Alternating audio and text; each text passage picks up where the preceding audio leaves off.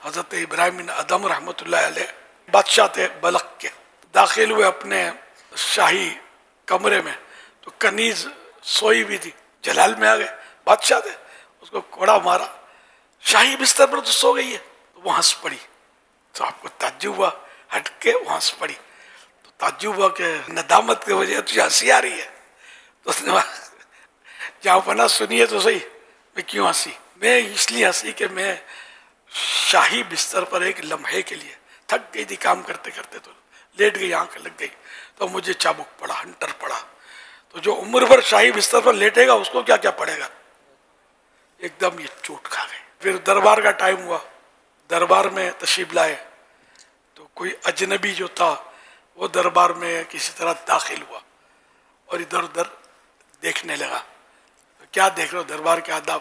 بولا میں دیکھ رہا ہوں، سوچ رہا ہوں جو محل ہے شاہی، دربار ہے نہیں، اس میں کوئی اچھا نہیں ہے، کیا اچھا نہیں ہے؟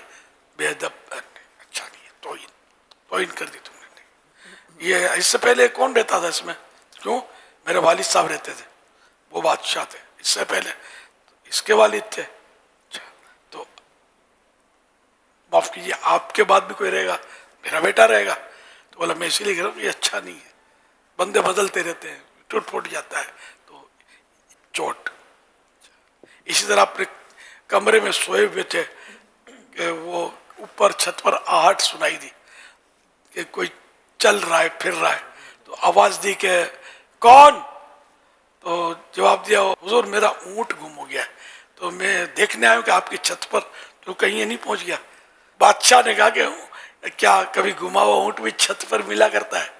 تو آواز آئی کہ میں بھی یہی کہنا چاہتا تھا کہ جس طرح گما ہوا اونٹ چھت پر نہیں ملتا نا، یہ آسائشوں اور شاہی بستروں پر خدا نہیں ملتا۔ اب چوٹ پر چوٹ لگی اور آپ نے بس بادشاہی کو چھوڑ دیا اور فقیری اختیار کی۔ ایک بار وہ دریا کنارے تشریف فرماتے، تو ایک آپ کا کوئی پرانا جو رعیتی تھا یا جان لیا کہ ابراہیم یہاں بیٹھے ہو، تمہاری وہ بادشاہ اچھی تھی یا اس طرح گدڑیاں سی رہے ہیں آپ، اور یہ بادشاہی جو ٹھاٹ تھے وہ چھوڑ کے یہاں آ کے پڑ گئے، تو کون سی اچھی؟